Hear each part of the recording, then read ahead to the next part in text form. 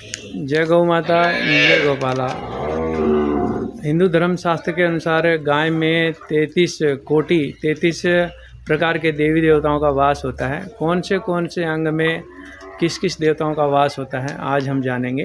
किसी ने कहा कि गाय तो एक पशु है, वो इंसान की माँ कैसे हो सकती है। मैंने उनको कहा कि गाय माता जो है वो वात्सल्य और प्रेम की साक्षात मूर्ति है।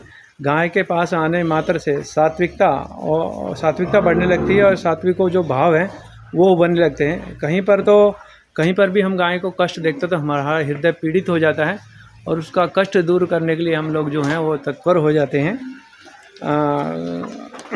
क्योंकि गाय की रक्षा के लिए कई लोगों ने अपने प्राणों का बलिदान भी दिया है गाय को बचाने के लिए।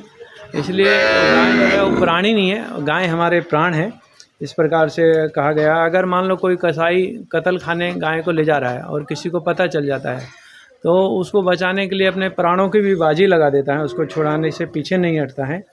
गाय के पास रहने से हमारी बहुत सारी बीमारियां भी दूर होती हैं।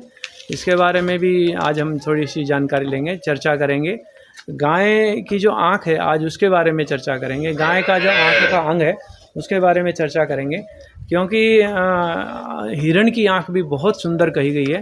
पर सुंदर तो है, इसमें कोई दो राय नहीं है, पर उससे कोई भी लाभ नहीं होता है हमको। ये गाय की जो आँख है कितनी सुंदर होती है इसकी आज देखेंगे।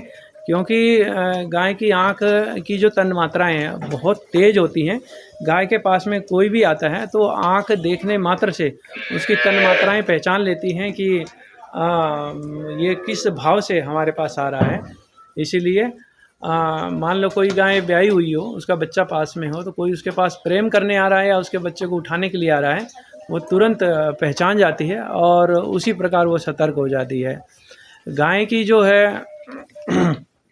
राजीव दीक्षित जी कहते थे कि किसी को माइग्रेन की तकलीफ़ है। माइग्रेन की समस्या बहुत बड़ी समस्या होती है। माइग्रेन के कारण आदमी की डेथ भी हो जाती है। माइग्रेन की अगर किसी को समस्या है तो बहुत सारे दवाइयाँ लेते हैं, इलाज कराते हैं, वो भी ठीक है अपनी जगह। पर अगर फ्री में आपको आराम पाना है तो आपके घर के आसपास जो भी गौशाला हो वहाँ गौशाला में आ कर के कुछ नहीं करना है। गौशाला में आकर के चुपचाप बैठ जाना है। बैठ कर के गाय की जो आँख है उसको 10 से 15 मिनट तक रोज़ देखना है। 15 मिनट अगर हम गाय की आँख को देखेंगे तो हमारा माइग्रेन जो है वो दूर होने लगता है और धीरे धीरे हमारा माइग्रेन घटते हम स्वस्थ हो जाते हैं। और जो है इसके लिए आपको कोई भी दवाई की लेनी नहीं पड़ती है। अगर गाय का टोला मान लीजिए 200 गाय का 250 गाय का टोला कहीं पे जा रहा है, चरने के लिए जा रहा है, या उनको पीछे से कोई लेके जा रहा है और उनके आगे कोई आदमी गिर जाता है मान लीजिए भीड़ में, या कोई आदमी लेट जाता है उसके आगे, लेटने के बाद में गाय माता इतनी मतलब प्यार से परिपूर्ण होती हैं कि पूरी गायें 150-200 गायें और उस व्यक्ति लेटे हुए गाय के ऊपर से लांग जाती हैं। मगर कोई भी गाय अपना पैर है ना उसके ऊपर रखती नहीं है ताकि उसको चोट नहीं लगे। इस प्रकार का भाव तो माँ ही रख सकती है, इसलिए गाय को माता कहा गया है। इस बातों का हम ध्यान रखेंगे। कल हम जानकारी लेंगे कि जो गाय के ये पीठ होती है, ये कंधा जो होता है, इसके बारे में चर्चा करेंगे कि ये जो कंधा होता है ये क्यों होता है, इसकी क्या जानकारी, इसके बारे में कुछ जानकारी लेंगे हम लोग। और ये देखिए आज छोटे छोटे प्यारे प्यारे बच्चे, जब भी आप गाय को सहलाएं इस प्रकार से, तो सहलाते सहलाते इसकी आँख पे भी सहलाएं। इसकी आँख पे ऐसे सहलाने से गाय को बड़ा आनंद आता है। ये देखिए